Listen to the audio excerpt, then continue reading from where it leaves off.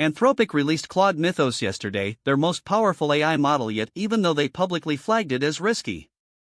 But I tested it for 3 hours, and the real story is completely different from what you're hearing on tech Twitter. Hey, I'm your host.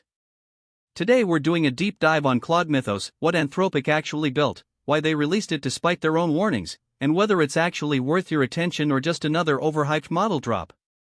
By the end of this, you'll know exactly whether Mythos changes how you work with AI. Let's go. So here's what happened. Anthropic spent months building Claude Mythos, a reasoning model with substantially improved performance on complex tasks. They tested it internally. Then they published a risk assessment saying, quote, "This version demonstrates capabilities that warrant careful consideration before public release." That spooked everyone. Software stocks tanked. Security researchers started warning about it. But here's what actually matters. Anthropic released it anyway because the risks they identified aren't about the AI going rogue or hallucinating financial advice. The concern was about capability concentration. Mythos is roughly 35 to 40% better than Claude 3.5 Sonnet on reasoning benchmarks, things like multi-step problem solving, coding architecture decisions, and research synthesis. That's significant. And Anthropic's worry was that concentrating that much capability in one model, without public scrutiny, was riskier than releasing it with transparency. So they did.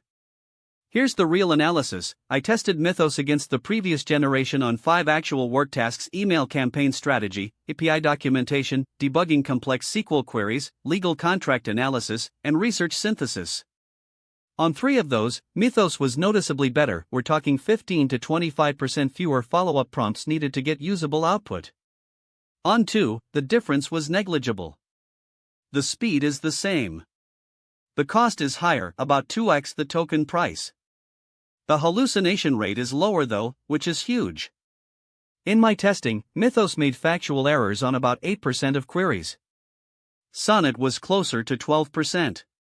That's not revolutionary, but it matters if you're building on top of these models. Where Mythos actually disappoints, it's still not reliable for real-time information, it can't access external data sources, and it won't replace a human for anything that requires accountability. It's a tool that works harder on problems you give it, not a tool that knows things. So who should actually care? If you're using Claude for knowledge work, content strategy, code reviews, research, complex writing, Mythos is worth a trial. The ROI is there if you're spending more than 5 hours a week on these tasks. If you're using Claude for customer service, data entry, or routine copywriting, stick with Sonnet. You won't notice the difference, and you'll pay more for nothing.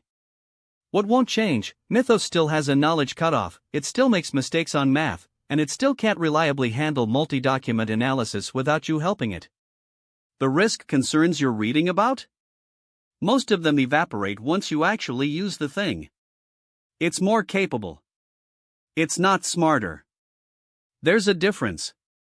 The stock market panic was overblown. Here's your takeaway: if you have a Claude subscription, spend 30 minutes today testing Mythos on a real task you're stuck on. See if the improvement justifies the cost.